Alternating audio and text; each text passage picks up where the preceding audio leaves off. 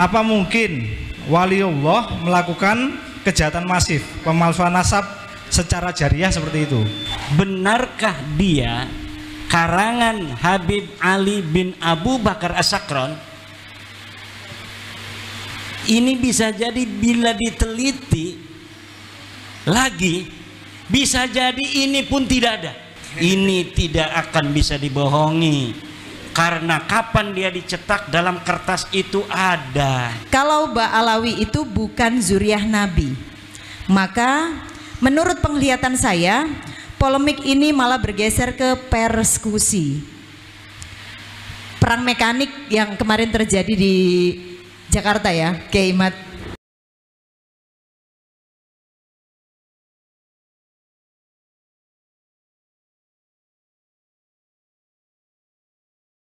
Luar biasa apa yang sudah disampaikan. Namun ini ada request satu pertanyaan dari peserta. Monggo Mas, sebelum kita tutup. Assalamualaikum warahmatullahi wabarakatuh. Saya Iqbal dari Laskar Raja Wali Songo. Ini mau tanya soal ini. Terus, kalau saya kaji tadi bahwa semua permasalahan itu berasal dari Ali bin Abu Bakar As-Sakron. Pertanyaan saya, apa benar wirid yang disebut wirid sakron itu benar kalangan beliau? Sebagaimana Rotib Al-Hadad ternyata karangan Imam Arifai. Itu pertanyaan pertama ya. Ini yang kedua, banyak netizen yang nanya, apa mungkin waliullah melakukan kejahatan masif, pemalsuan nasab secara jariah seperti itu? Niku Rin, Yai, monggo. Monggo disampaikan. Pertanyaan pertama, Ali As-Sakron punya wirid hizib namanya hizib sakron. Saya belum meneliti apa betul itu wiridan Habib Ali bin Abu Bakar As-Sakron. Jadi perlu penelitian khusus. Jikapun benar, maka makom kewalian, jika betul wali di hadapan Allah, itu tidak ada kaitan dengan nasab. Siapapun dia bisa menjadi waliullah. Dan satu yang perlu untuk diingat, tidak ada yang tahu wali kecuali Allah. Saya tidak memakai tidak mengetahui wali kecuali wali, tidak. Tapi tidak mengetahui wali kecuali Allah.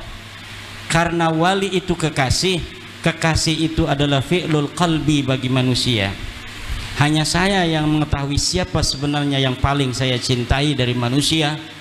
Begitu pula hanya Allah yang mengetahui siapa kekasih-kekasihnya. Lalu tentang tergugat Habib Ali bin Abu Bakar As-Sakron, kenapa saya selalu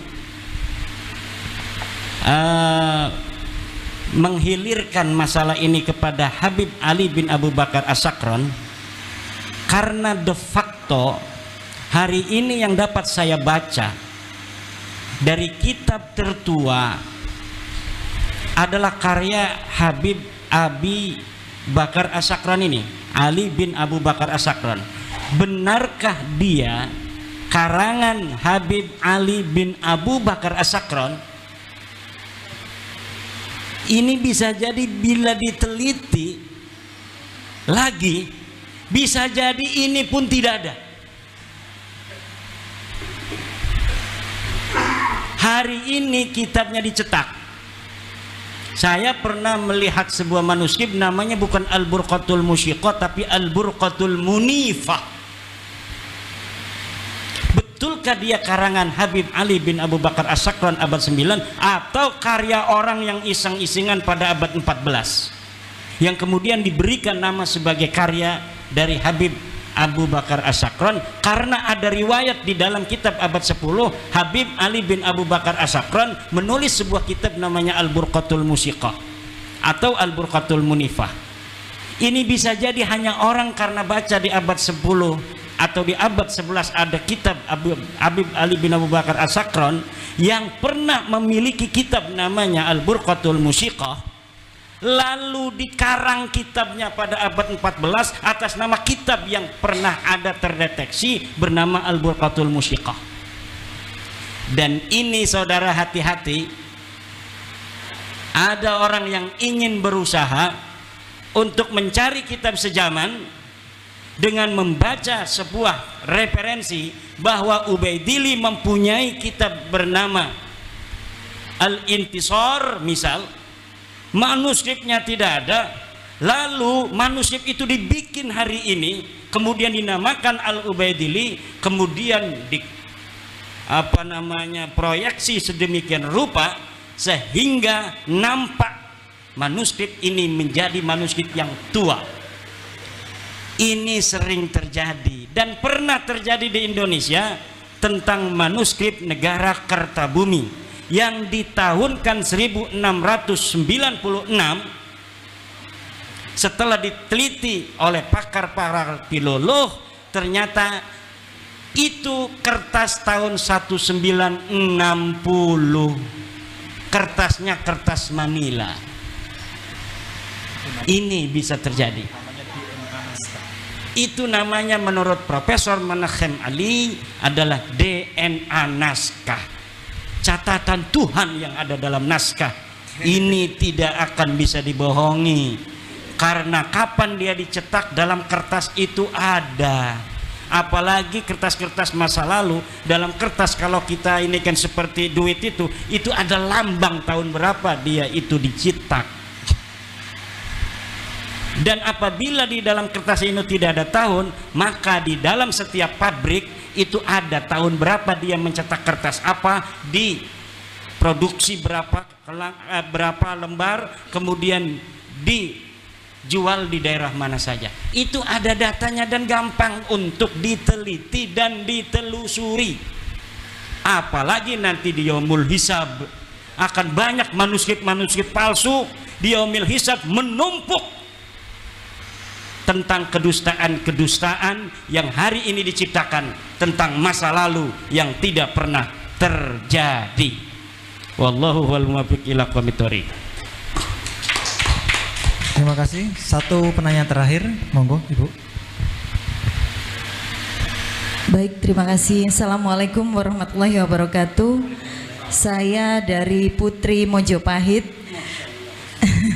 Terima kasih untuk waktunya, dan ada langsung saja nggih para yai. Ngapunten. Satu, saya ingin menyampaikan usulan, yang kedua baru pertanyaan. Yang pertama sebagai usulan adalah saya mungkin kepada beliaunya Komando Kiai Fuad, untuk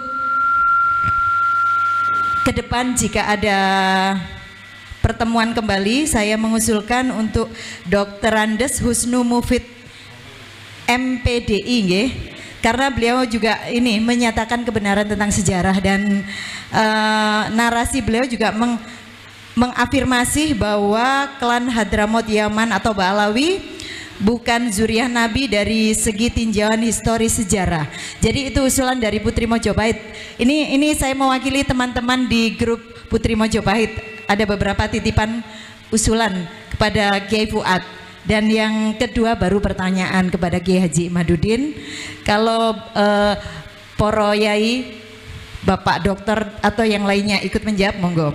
Jadi gini, pertanyaan Putri Mojopahit adalah, menurut pengamatan Putri Mojopahit nggih Pak nggih, Masya Allah, bahwa tinjauan pustaka, library riset, kajian Kiai Haji Imaduddin tidak ada tulisan resmi yang counter, apalagi tinjauan filologi.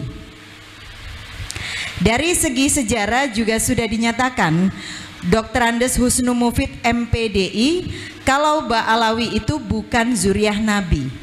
Maka menurut penglihatan saya, polemik ini malah bergeser ke persekusi. Perang mekanik yang kemarin terjadi di Jakarta ya, Kiai Imad. Perang mekanik Tambun Bekasi, perang persekusi itu. Kalau perang mekanik yaitu antara YouTuber. Nah, ini kami mewakili para YouTuber, Strike Channel dan tentunya channel-channel yang ikut berjuang, nggih. Itu pengamatan Putri Majapahit. Pertanyaannya, apakah ini konsekuensi logis dari sebuah perjuangan? Terima kasih. Wassalamualaikum warahmatullahi wabarakatuh. Terima kasih. Ya, kemarin itu saya menyesalkan adanya orang-orang yang bukan menggunakan kecerdasan untuk menghadapi keadaan. Dalam hal ini adalah keadaan nasab Ba'alawi yang saya gugat, bahwa nasab ini terputus 550 tahun, bahwa nasab ini adalah batil, bahwa nasab ini adalah mardud. Kemudian ketika saya merasa bahwa ini adalah saya mempunyai kewajiban untuk menyebarluaskan apa yang saya yakini menurut hati nurani saya berdasarkan dari kajian-kajian pustaka library riset ini, maka kemudian ada orang-orang yang tidak menerima itu dan melakukan hal-hal yang seperti terjadi di Tambun kemarin. Seharusnya apabila kajian ilmiah itu dibalas dengan kajian ilmiah. Kalau itu misalnya sebuah ceramah, ya mungkin bisa dibalas dengan ceramah yang lain. Mereka mengadakan ceramah kemudian mengadakan orasi atau ceramah yang sama untuk mengkanter apa yang saya ucapkan dalam ceramah itu. Namun itu tidak dilakukan, justru mengadakan intimidasi. Ini akan semakin membuat masyarakat menjadi tahu bahwa begitu penting mungkin bagi Ba'alawi pengakuan orang lain terhadap nasab dia. Sementara mereka tidak bisa untuk menunjukkan bukti-bukti dari kesahihan nasab mereka. Kalau misalnya mereka mampu untuk memberikan bukti-bukti kesahihan nasab mereka berdasarkan sumber-sumber yang ada pada zamannya atau yang mendekati zaman itu, lalu kita tidak menerima kebenaran itu umpamanya, baru itu mungkin dipertanyakan objektivitas dari orang yang menyatakan bahwa nasab Ba'alawi ini adalah terputus. Tapi ketika mereka sudah tidak bisa untuk memberikan bukti kepada kita bahwa nasab mereka ini sahih, dalam hal ini mereka tidak bisa untuk menyuguhkan mana kitab sezaman yang ada di zaman Ubaidillah yang menyatakan dia adalah anak daripada Ahmad. Bahkan kitab-kitab pada abad selanjutnya, abad ke-6, ke-7, ke-8, ke-9 mengkonfirmasi bahwa tidak ada orang bernama Ubaid, anak daripada seorang sayyid yang ada di Basrah bernama Ahmad bin Isa. Kemudian ilmu pengetahuan biologi mengkonfirmasi bahwa setelah dilakukan tes DNA dari ratusan orang dari Ba'alawi yang telah mengadakan uji tes DNA, ternyata nasab DNA mereka bukan DNA Arab. Jangankan DNA dari keturunan Sayyidina Ali, turunan Nabi Muhammad, DNA orang Arab saja bukan.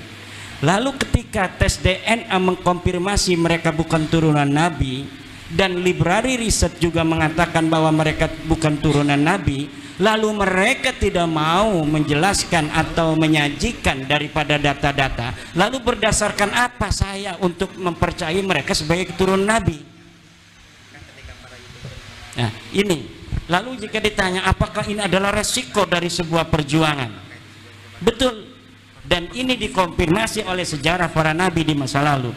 Tidak ada para nabi yang setelah dia itu memiliki kebenaran dari Tuhan berdasarkan wahyu, lalu dia tidur dan duduk-duduk, tapi dia datang ke kaum-kaum menyampaikan apa yang dia yakini, bahwa Allah berfirman bahwa tidak ada Tuhan selain Allah. Nabi Ibrahim sampai kemudian dibakar oleh Raja Namrud, Nabi Muhammad sampai dilempari batu di Taif dan lain sebagainya. Saya tidak menyamakan bahwa kebenaran yang saya bawa seperti kebenaran yang dibawa oleh Nabi Muhammad, tapi minimal ini adalah kebenaran yang saya yakini walaupun orang lain belum meyakininya. Terima kasih.